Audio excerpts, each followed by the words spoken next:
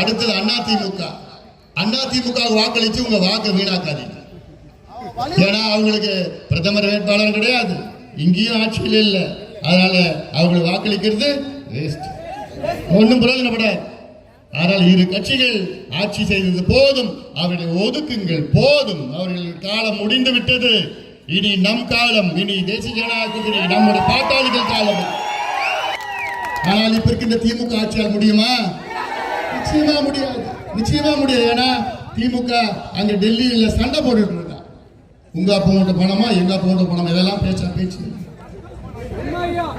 நீ தமிழ்நாட்டுக்கு திட்டம் வேணும்னா நல்ல முறையில கேளு, சண்டை போடாத, நல்ல முறையில கேளு, நிச்சயமா நடக்கும். ஆனால் அப்படிலாம் இவங்க கேட்கறதுக்கு தெரியாது, பேச தெரியாது, கேட்க தெரியாது.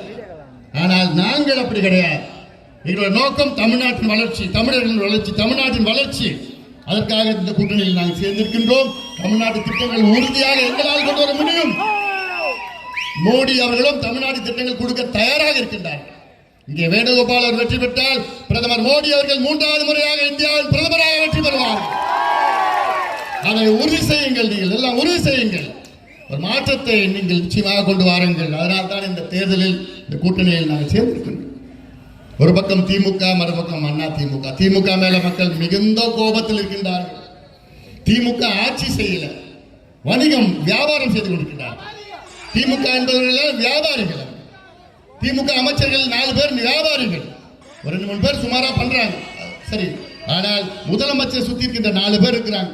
அந்த 4 பேரும் நிர்வாகம் செய்யல, என்ன செய்யறாங்க? வியாபாரம் செய்யறாங்க, வணிகம் செய்யறாங்க.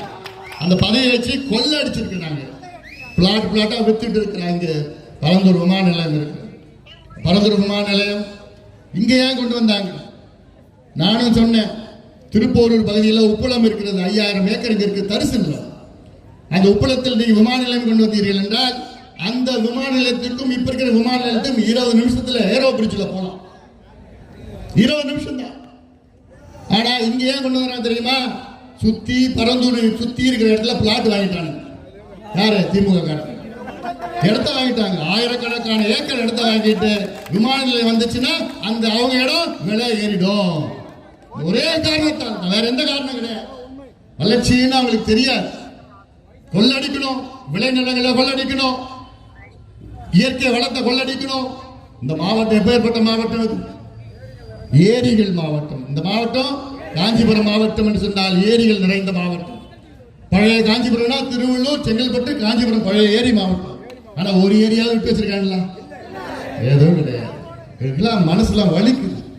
எல்லா ஏரியும் நாசப்படுத்தி, எல்லாத்தையும் கொள்ளடிச்சு பாலாத்துல கொள்ளடிச்சாங்க, எல்லாத்துலயும் கொள்ளடிச்சாங்க, மணல்ல கொள்ளடிச்சாங்க, பால்ல கொள்ளடிச்சாங்க, தண்ணீர்ல கொள்ளடிச்சாங்க.